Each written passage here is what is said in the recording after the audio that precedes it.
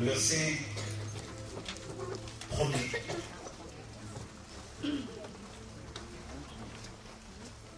Au verset 44.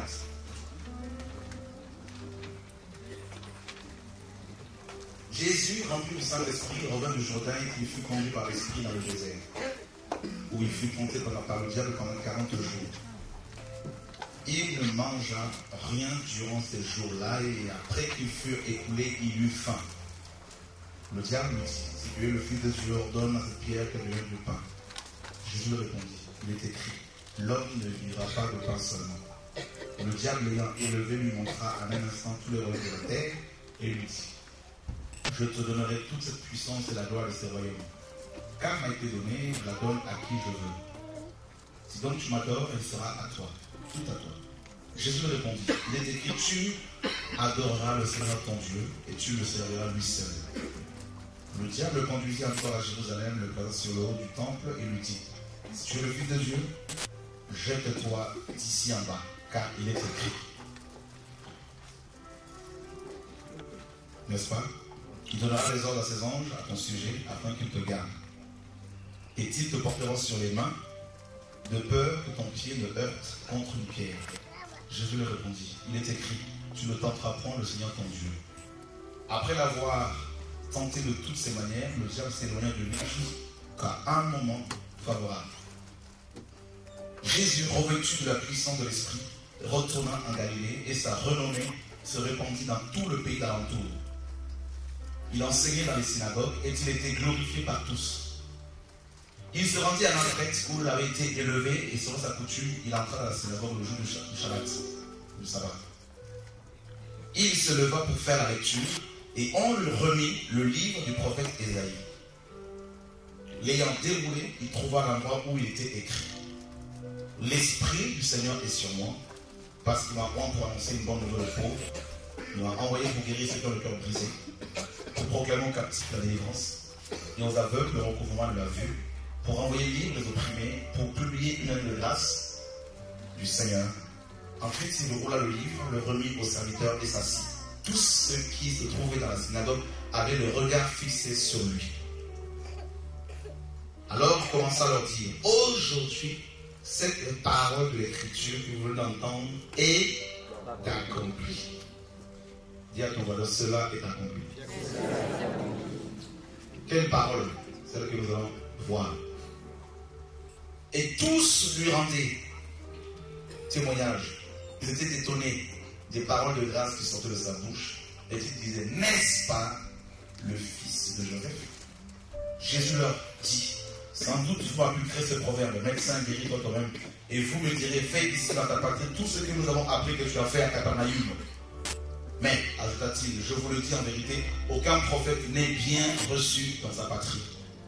Je vous le dis en vérité, il y avait plusieurs veuves en Israël du temps d'Élie, lorsque le ciel fut fermé pendant 3 ans et 6 mois, et qu'il y eut une grande famine sur toute la terre. Et cependant, Élie ne fut envoyé vers aucune d'elles, si ce n'est vers une veuve à Sarepta, dans le pays de Sidon.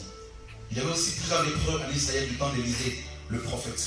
Et cependant, aucun d'eux ne fut purifié, si ce n'est Naaman le Syrien.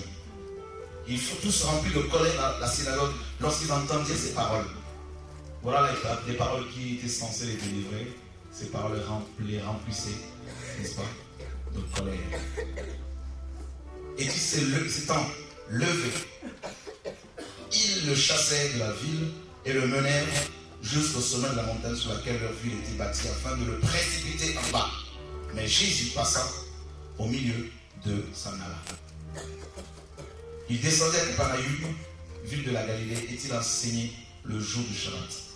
On était frappé de sa doctrine, car il parlait avec autorité. Il se trouva dans la synagogue un homme qui avait un esprit de démon impur, et qui s'écria d'une voix forte, ah, qu'y a-t-il entre nous et toi, Jésus de Nazareth? Tu es venu pour nos pères. Je sais qui tu es, le Sang de Dieu. Jésus le menaça, disant, tais-toi et sors de cet homme. Et le démon le jeta au milieu de l'assemblée et sortit de lui sans lui faire aucun mal. Tous furent saisis de stupeur et ils se disaient les uns aux autres, quelle est cette parole? Il commande avec autorité et puissance aux esprits impurs et ils sortent. et sa renommée se répandit dans tous les lieux alentours. En sortant de la synagogue, il se rendit à la maison de Simon. La belle-mère de Simon avait une violente fièvre. Et il le priait en sa faveur. S'étant penché sur elle, il menaça la fièvre et la fièvre la quitta. À l'instant, il se leva et les servit. Mes amis, si tu es malade, tu dois servir Dieu. Il faut d'abord que tu sois guéri, c'est-à-dire restauré. Il y en a qui veulent servir le Seigneur de la religion. Il faut que tu sois guéri de la religion. Amen. Ça, c'est une parenthèse. Elle était malade, elle ne peut pas servir le Seigneur. Il y en a qui sont malades des démons, malades, tout ce que tu veux, maladie morale, tout ça, mentale, tout ce qui est la religion. Comment voulez-vous servir le Seigneur avec ça? C'est pas possible. Alors, au verset 40, après le coucher du soleil, tous ceux qui avaient des maladies, des malades atteints de diverses maladies, dis à ton voisin, diverses maladies.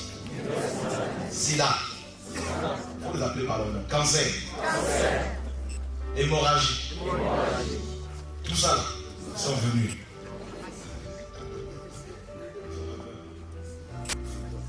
C'est-à-dire, ce jour-là, il y a eu la chasse aux malades dans la ville. Toutes les maisons qui étaient où il y avait des malades, eh bien, les gens y allaient pour pouvoir les contraindre à venir voir le Seigneur. Les sidéens qui étaient condamnés, les cancéreux qui étaient condamnés, les gens qui avaient l'hépatite C, l'hépatite A, l'hépatite Z, et tout ce que vous voulez, tout ce monde-là.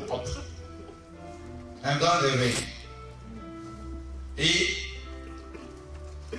la Bible dit qu'après le coucher du soleil, tous ceux qui avaient des malades atteints de diverses maladies les lui amenèrent.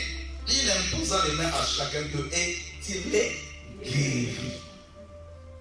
Des démons aussi sortirent de beaucoup de personnes en criant et en disant: tu es le Fils de Dieu.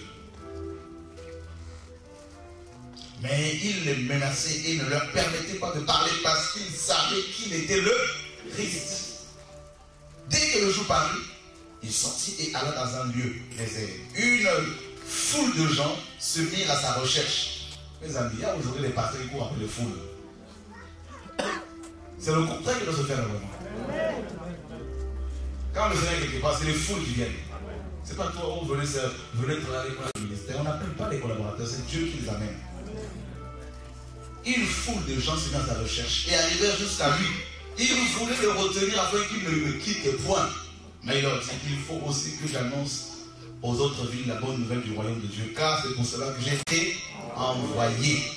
Et-il prêchait dans les synagogues de la Galilée. Mes amis, Dieu n'a pas changé. Nous sommes arrivés à un temps où nous avons besoin de palper Dieu. Ou je dirais d'être palpé par Dieu. C'est fini de raconter les histoires. Oui, Dieu a guéri, Dieu a sauvé, Dieu est vivant. Comment pouvez-vous parler là de ce